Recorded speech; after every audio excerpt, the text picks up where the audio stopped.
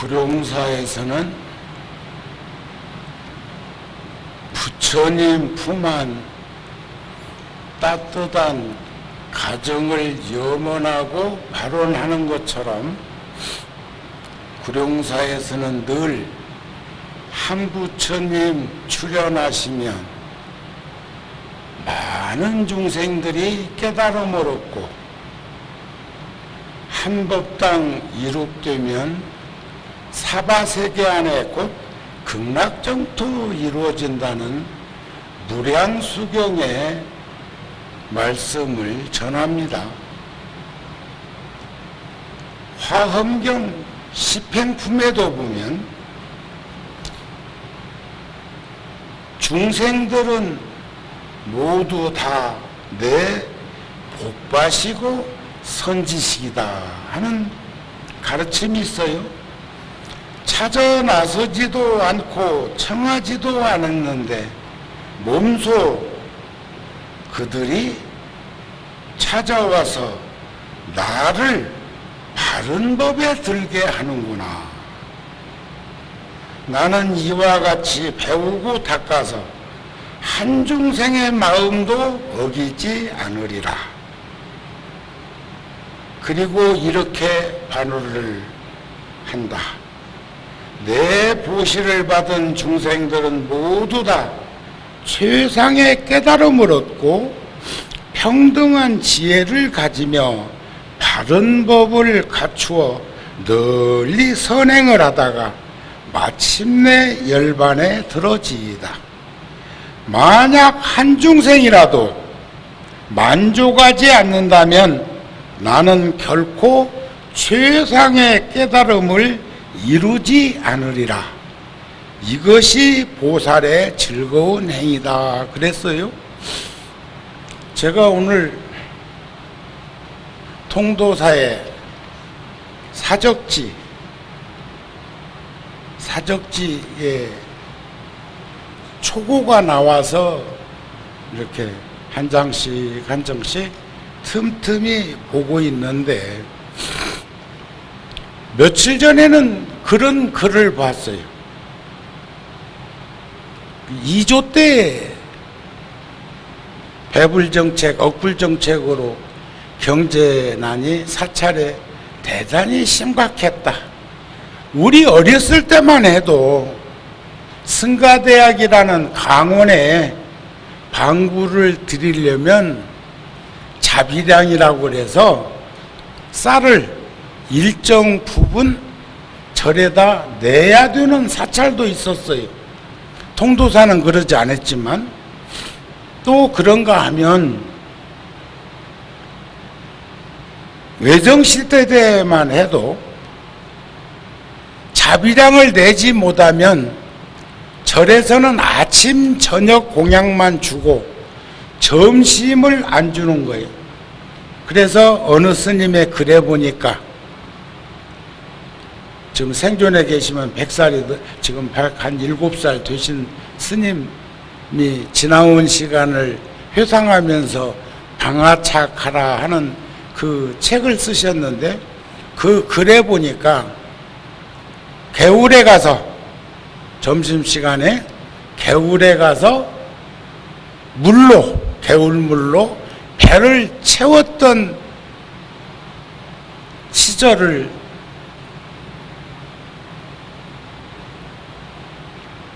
기록을 해놨는데 하염없는 눈물이 날 만큼 또 그런가 하면 점심을 먹기 위해서는 후원에 가서 공양주나 갱두나 채공이나 대중들의 뒷바라지를 하는 소임을 보면 자비량을 내지 않아도 점심 공양을 할 수 있어. 지금도 티베트 불교는 사중에서 아침 저녁 공양만 주고 점심 공양은 불자들이 열심히 일해서 모은 정제를 대중공양비로 절에다 갖다 주는데 큰 스님들이 머무르고 있는 도량 10,000명, 5천 명, 3천 명씩 대중들이 살고 있는 사찰들이 지금도 인도에도 여러 지역에 있는데 그 공양이 많이 밀려 있어서 삼시세 때 밥 먹는 데는 지장이 없다. 이렇게 말씀을 전해 듣기도 했습니다. 그런데 그때 한 스님이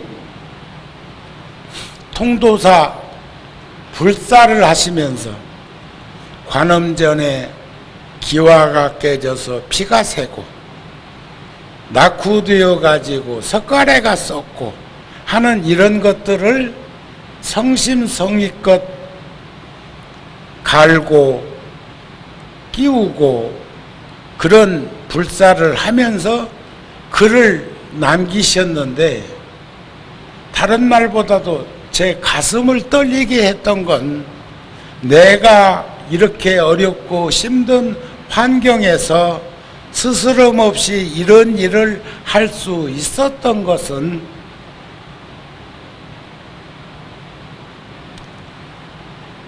촛불이 꺼지지 않기 위하며 향불이 꺼지지 않게 하기 위해서 내가 이와 같은 일을 했노라. 그래서 한중생 한부처님 출연하면 만중생이 깨달으면 그런 거창한 그런 얘기 말고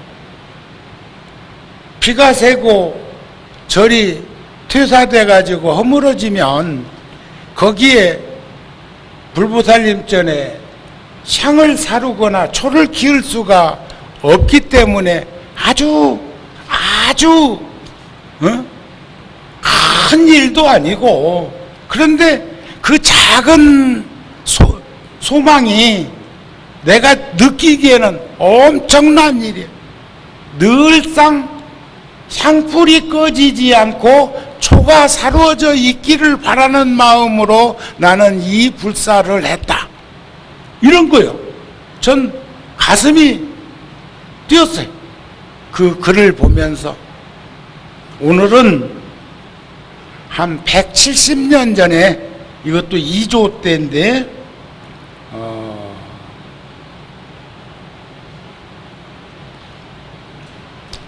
철종 태정태세 문단세에도 철종 임금 때니까 지금부터 한 170년 전 천하에서 내가 힘든 것이 신심이고 행하기 어려운 것도 역시 신심이다. 지금 한 스님이 지금 그런 글을 지금 남기는 겁니다. 이 마음으로 부모에게 효를 행하면 목련존자의 효에 이을 것이고, 부처님을 믿으면 유마일의 믿음을 닦을 수 있겠다. 지난 개축년 철종 4년에 겨울에 마산부 창원 마산에 사는 마산 자여라는 마을에 사는 갑술생 1814년에 태어났으니까 지금 170년 전에 한 50살쯤 먹은 이가 김광신이라는 이가 우연히 통도사의 웅장하고 아름다운 경관을 보고 자비하고 공경하는 신심이 일어나서 그의 양친을 위해, 부모를 위해서 특별히 돈 100만관이니까 지금으로 말하면 한 1억쯤 된다고 하십시다. 관을 계단법당 대웅전에 바쳐 사시사철 등불을 밝히는 자금으로 삼고자 했다. 하늘이 흐리고 비 오는 밤과 달이 떨어지고 심성이 기우는 새벽녘 불을 켜서 등촉으로 삼아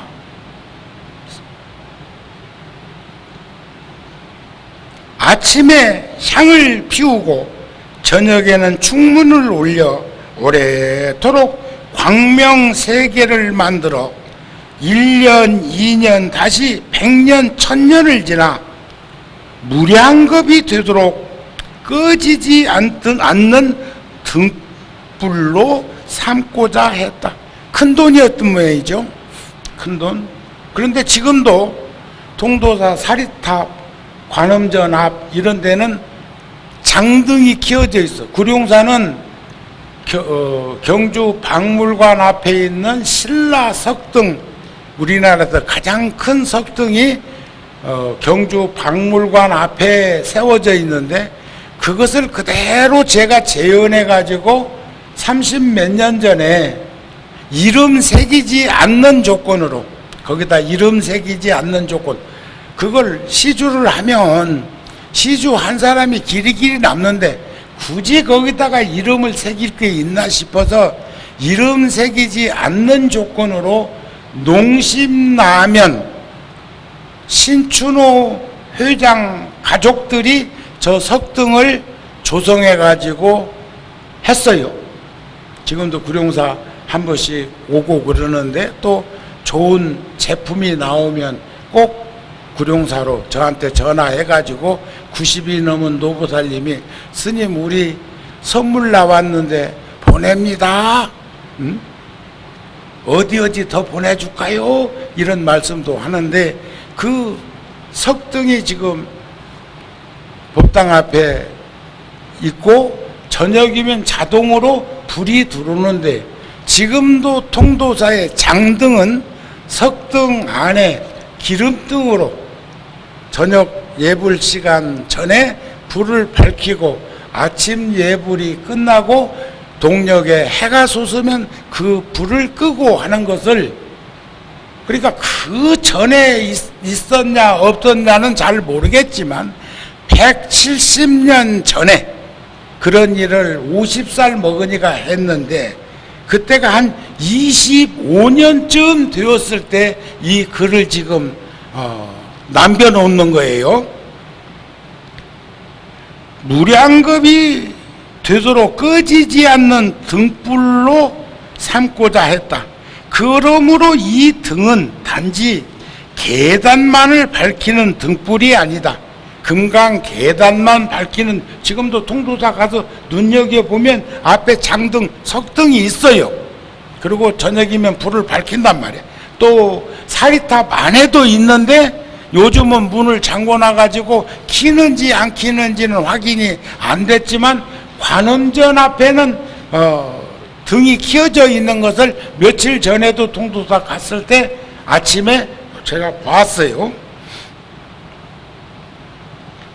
우리나라의 명산 승지에 두루 밝혀질 것이다. 통도사만 그런 게 아니고 다른 사찰들도 지금 우리나라에도 우리 어렸을 때만 해도 사찰마다 종불사를 해가지고 그 재원 가지고, 종불사에 동참한 재원 가지고 종도 만들고 나머지 갖고 딴 일도 했는데, 또 물론 몇백 년 전, 1000년 전에도 천불전 법당은 직지사라든지 이런 데 있는 사찰이 있기는 있습니다만 만불전은 구룡사에서 처음 했어. 만불천 부처님은 대한민국에서 처음 한불자 한부처님 모시기를 해가지고 이렇게 그 재원 가지고 이 절을 짓고 안 그랬습니까? 근데 요즘은 절절히 대한민국 절 어떤 절에 가도 원불 모시지 않는 아는 사찰이 없는 걸로 보면은 아마 이때도 통도사에서 170년 전에 장등을 그 돌탑 안에 등을 밝히는 것이 통도사에서 시작을 했지만 아마 어쩌면 두루 밝혀질 것이다. 금강산의 유점사, 합천 해인사, 하동 쌍계사 등 절에서도 이와 같은 장등이 피게 밝히게 될 것이다. 그게 이제 유행병처럼 그 어디 가서 잘하면 그것을 이렇게 따라서 하곤 한 것이 옛날에도 그랬다는 생각이 듭니다.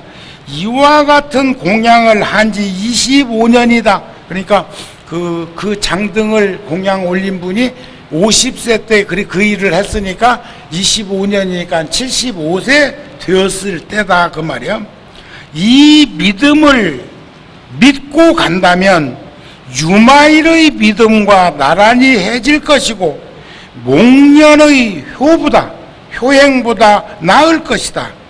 김광신은 이러한 광명의 공덕과 공양의 공덕으로 뗏목을 타고 용성의 경지에 이를 것이다.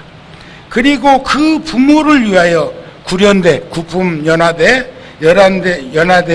태어날 것이다. 나는 그 사람의 신심을 보니, 그 사람, 지금 이 장등 공양을 올린 그 사람의 신심을 보니 부모에게 효도를 하는 자가 부처님을 믿는 사람이로구나 하는 것을 이제 알겠다 이 말이야. 뭔 말인가 아시겠습니까? 그러니까 공양 가운데 가장 으뜸인 공양은 법공양이지만 그 법공양에 버금가는 공양이 바로 부모님께 효순하는 공양이라는 것을 우리는 잊어버리지 말아야 되겠는데, 여기서도 나는 그 사람의 신심을 보니, 그렇게 큰 돈을 재원을 내서 100년, 1000년, 만년 장등불이 꺼지지 않도록 그렇게 재원을 통도사에다 시주한 것을 보니 부모에게 효도하는 자가 부처님을 믿는다는 것을 알겠다 그랬어요. 그 둘이 아닙니다. 신심이 있는 사람, 선근이 있는 사람, 지혜로운 사람, 호리심이 증장되는 사람인 것을, 장양된다는 것을 우리는 알 수 있어야 할 것이다. 이런 말씀이 아닐까 싶어서 너무 좋아서 저번에는 내가 석가래를 갈고 깨진 기와를 갈아서 그 법당이 유지도록 하는 것은 다른 뜻이 있는 것이 아니라 촛불이 꺼지지 않고 향불이 늘 타고 있기를 바라는 마음이라고 한 그 글을 보면서 엄청난 감격을 받았다, 이런 말씀이 아닐까 싶습니다. 그래서 어떤 것을 이름해서 지혜를 찾는다 하고 선근을 놓치지 않는다 하고 또 보리심을 증장한다고 할 것인가? 만일 진실득에 고진멸도, 고는 생사고도 있지만 인생 팔고를 우리들의 일상생활 속에서 드러나는 삼독 번뇌가 고통과 괴로움을 수반하는 것이고, 가장 크게 따져보면 태어나는 것, 늙는 것, 병드는 것, 죽는 것, 사랑하는 이와 헤어지는 것, 만나지 말아야 될 사람을 자꾸 만나는 것, 원하는 바가 이루어지지 않는 것, 오음이 치성한 것, 오음이 한결같아야 되는데 색수상 행식이 한결같아야 되는데 치성해가지고 어떻게 가름이 안 되는 것, 그래서 오타각세가 발현되는 것인데, 그 고를 모아서 멸해서 나아갈 수 있는 길을 우리는 팔정도 성인의 도라고 했습니다. 그 성인의 도를 본다면 이것을 말해서 불자가 지혜를 닦는다 한다. 그러니까 정견, 정사유, 정업, 정명, 정정진, 정정, 예? 정념, 정정, 예? 정정, 예?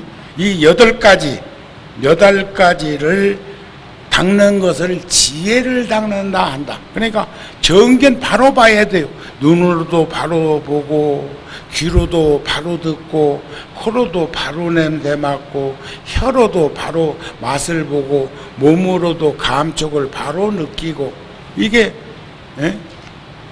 육근과 육경과 육식으로 드러나는 현상계를 우리는 12처 18경계를 색수상 행식으로 가름에게서 느끼고 가름하는 것인데, 그런 것들을 우리는 바로 볼 수 있을 때 생각도 바로 할 수 있고 말도 바로 할 수가 있는 것 아니겠는가, 그런 말이에요. 그렇다면 어떤 것을 말해서 마음이 게으르지 않는다 할 것인가, 어떤 것을 방일하지 않다고 할 것인가. 방일하지 않은 사람은 드러나는 현상이 늘 부처님을 생각하고 부처님의 가르침을 생각하고 승가 공동체 스님네를 생각하고 부처님의 규범 계율을 생각하고 보시해서 버림을 생각하고 하늘 좋은 곳을 생각하면 이것을 이름해서 불자가 마음을 방일하지 않는다 한다. 게으르지 않은 사람이 드러나는 현상은 바로 이런 거라는 거예요. 그래서 불자는 부처님 말씀이 아니면 생각하지 말고 말하지 말고 행동하지 말자는 것도 그런 것이 아닐까. 선남자 선녀인들이요, 게으른 사람, 방일한 데에는 5가지 과보가 있으니, 게을러 빠진 사람은 5가지 허물이 있으니, 하나는 재물을 마음대로 쓰지 못하고, 있어도 못 써. 그래서 어떤 이는 그러대, 버는 복이 있고 쓰는 복이 따로 있다고. 있어도 벌벌벌벌벌벌 떨다가 저기 김해에 김부자라고 하는 이가 살았었는데, 그니는 나중에 못 먹어서 죽는 병, 요즘으로 말하면 식도암으로 세상 떠난 이도 있어. 에? 그런데 그니는 평생을 얼마나 근검전략하게 살았냐면, 자기도 만석지기가 보리밥을 먹고 살았어. 자기가 보리밥을 먹으니까 일꾼들은 껍보리밥 정도 먹을 거라고 생각 안 했을까? 그런데 마침 그래도 부인 되시는 그 보살님이 지혜가 있어. 지혜를 닦았단 말이야. 고진멸도 지혜를 닦아가지고, 그래서 푸연 가마솥에다가 쌀밥을 하면서 영감줄 밥만 한 주먹 보리를 얹어가지고 거기다가 밥을 지은 다음에 그놈만 영감택에 퍼주고 일꾼들은 쌀밥을 주었다 이거요.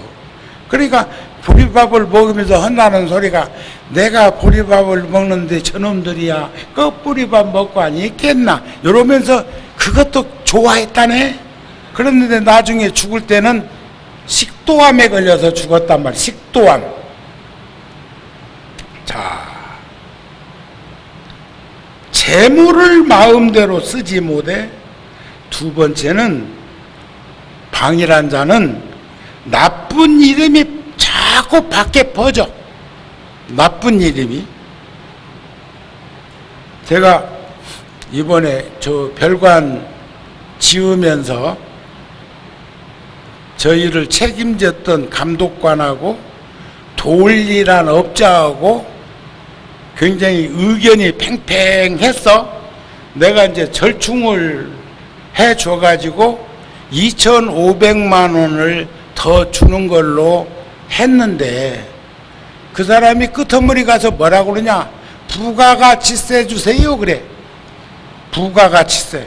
분명히 이쪽에서는 부가가치세를 포함해서 주었다는데 그 사람은 부가가치세 받은 일이 없다는 거야.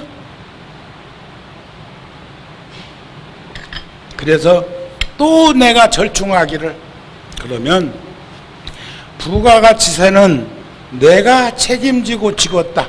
그래갖고 700만 원을 더 주었어.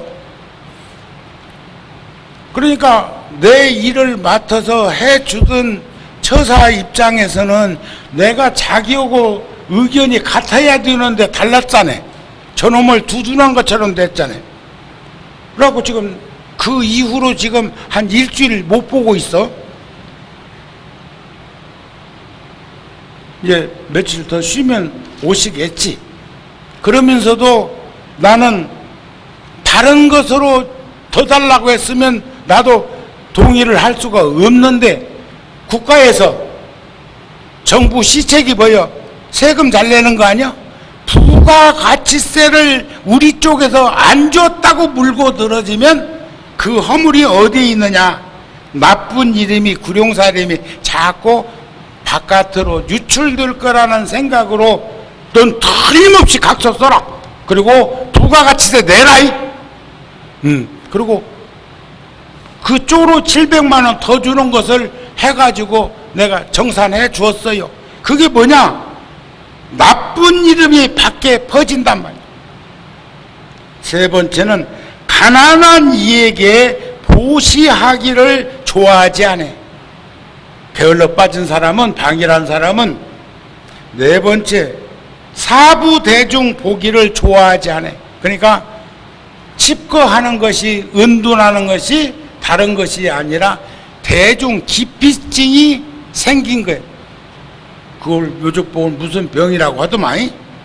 다섯 번째는 하늘 사람의 몸을 얻지 못할 것이다. 육도 중에서 그래도 제일 나은 게 천상이라는데, 공부하는 데는 인간 세상이 낫고, 그렇지 않으면 천상락을 얻어야 되는데, 게을른 사람은 절대 기독교로 말하면 하늘나라 못 가는겨. 아셨습니까? 그래서 우리는 지혜를 닦아야 하는데, 지혜를 닦는 것은 다른 게 아니라 부처님을 생각하고 부처님의 가르침을 생각하고 스님네를 생각하고 계율을 생각하고 보시를 생각해서 버림을 생각하고, 조건 없는 버림, 좋은 세상을 생각하면 이것이 불자가 마음을 방일하지 않게 살고 있다고 한다. 이렇게 아시면 좋겠단 말이에요. 그러나 게으른 사람은 허물이 있는데 아무리 돈이 많아도 쓸 수가 없어. 못 써. 응? 더 깊은 얘기는 안 할게요. 그래서 많은 사회적 문제는 부지런함과 게으름에서 파생기도 하고, 또 그런가 하면